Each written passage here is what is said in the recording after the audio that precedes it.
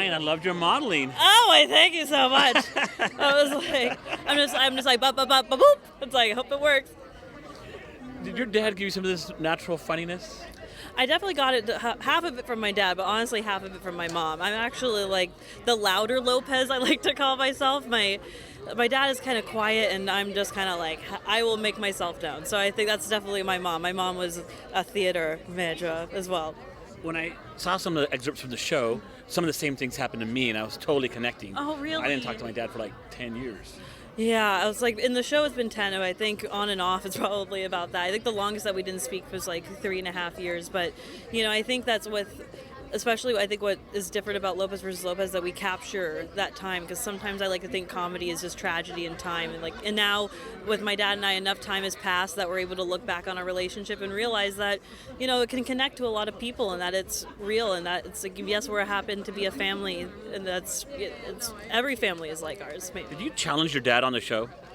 I challenge him on the show. I challenge him in real life. It's always kind of been Lopez versus Lopez. I think sometimes when we weren't able to talk to each other, we can communicate as comedians through jokes. And so I think, it's like touche. We're able to kind of jab each other and have a good camaraderie with one another always. How come because of trauma we get comedy? Because it's so deep, comedy comes out of it. Like, why? What's the reason, you think?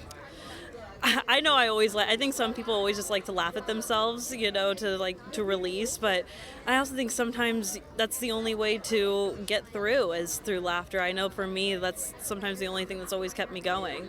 And so I think it's also relatable. I think the more people that be like, yes, I feel seen, I'm not alone in this. I think it's being relatable, and I think Lopez versus Lopez is that in a lot of ways. When your dad's show got canceled, the George Lopez show, he was so uptight and so not uptight, it's more so sad because it's like, wait, how could they cancel? It's like, why? Like, even though it went 5 years, a big long time, but it was like a big deal. I was like, I felt that. I felt like it was on me, and here it gets coming back again, and it should be. And that was historic, and this is historic. So how do you feel being on this historic show with your dad? This is almost like, it's a long question here. Like, LeBron wants to play with his son in the NBA, but you get to be on a TV show with your dad. I do.